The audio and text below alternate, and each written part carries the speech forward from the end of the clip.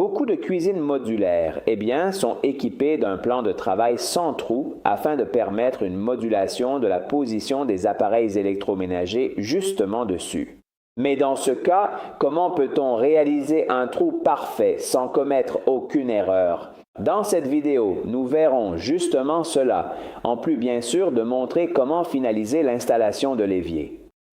Tout d'abord, nous reportons sur le plan de travail, à l'aide d'une équerre ou d'un mètre rigide comme dans ce cas, l'alignement du mur latéral du meuble et nous le marquons avec un crayon. Nous faisons de même de l'autre côté. Ensuite, nous prenons la distance du premier point jusqu'à la fin du plan de travail et nous la reportons sur le côté arrière.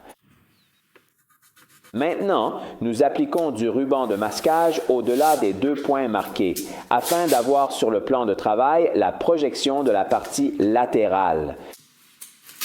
Ayant tracé de l'autre côté le second point selon la même logique de distance par rapport au mur, nous posons un deuxième morceau de ruban de masquage.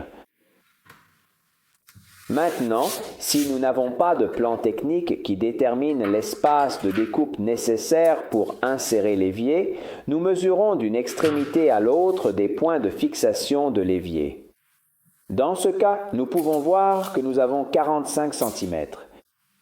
Nous effectuons évidemment la mesure aussi de l'autre côté. En pratique, nous devons découper un carré à l'intérieur du plan de travail. Cependant, si nous voulons aligner le bord de l'évier avec celui de la plaque de cuisson déjà installée, nous prenons la mesure depuis la limite de la plaque de cuisson jusqu'à la fin du plan de travail et nous la reportons dans l'espace destiné à l'évier, en marquant au crayon 2 points de chaque côté. Ensuite, nous appliquons du ruban de masquage à l'extérieur des marques. Nous avons maintenant délimité la limite avant du bord de l'évier. À ce stade, nous mesurons la distance entre les 2 limites internes des rubans latéraux. Nous trouvons le centre et, à partir de celui-ci, nous centrons les 45 cm que nous devons découper en faisant un repère à chaque extrémité et en marquant 2 points de chaque côté. De cette façon, nous obtenons le point exact de la découpe latérale que nous délimitons en déplaçant le ruban de masquage. Nous vérifions qu'entre les 2 extrémités internes du ruban se trouve la mesure de la découpe dont nous avons besoin. Dans notre cas, bien sûr, il s'agit de 45 cm. Maintenant, nous mesurons la distance entre le bord de l'évier et ses points de fixation avant. Nous reportons la mesure en faisant 2 marques de chaque côté du bord du ruban vers l'intérieur, afin de pouvoir reculer le ruban jusqu'au point précis de la découpe. Après avoir déplacé le ruban, nous mesurons à partir de la limite les 45 cm vers l'arrière du plan de travail. Et une fois les 2 marques faites de chaque côté, nous pouvons fixer le dernier ruban pour délimiter le dernier côté. Si nous avons bien fait, il devrait y avoir la même distance entre le ruban arrière et le mur.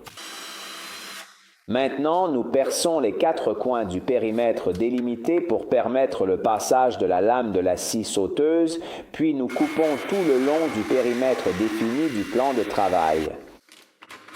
Après l'avoir extrait, nous vérifions la qualité de la découpe en essayant l'évier. Il entre parfaitement, il ne nous reste donc plus qu'à insérer les crochets de fixation dans les emplacements prévus et à appliquer le joint d'étanchéité tout autour du périmètre. Si on le souhaite, et pour garantir une meilleure étanchéité contre les infiltrations d'eau, on peut appliquer du silicone tout autour du périmètre. Après l'avoir inséré, on visse les crochets de fixation pour bien le serrer contre le plan de travail.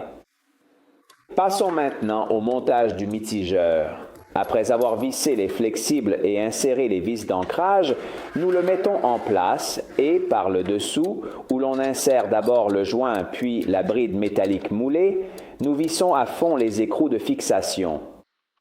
Nous raccordons les flexibles au robinet d'eau. Rappelons qu'ils sont munis d'un joint, il n'est donc pas nécessaire d'en ajouter un autre et nous ouvrons l'eau pour vérifier l'étanchéité. Nous continuons maintenant en fixant le raccord du trop-plein sur le côté de l'évier. Nous insérons la bonde, un joint va en dessous et un au-dessus, puis nous la vissons bien fermement.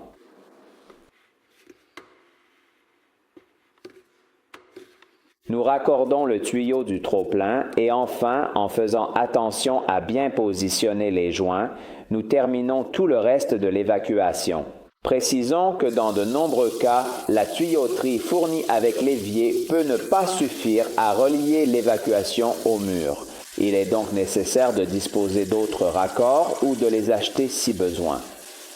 Enfin, nous vérifions l'étanchéité.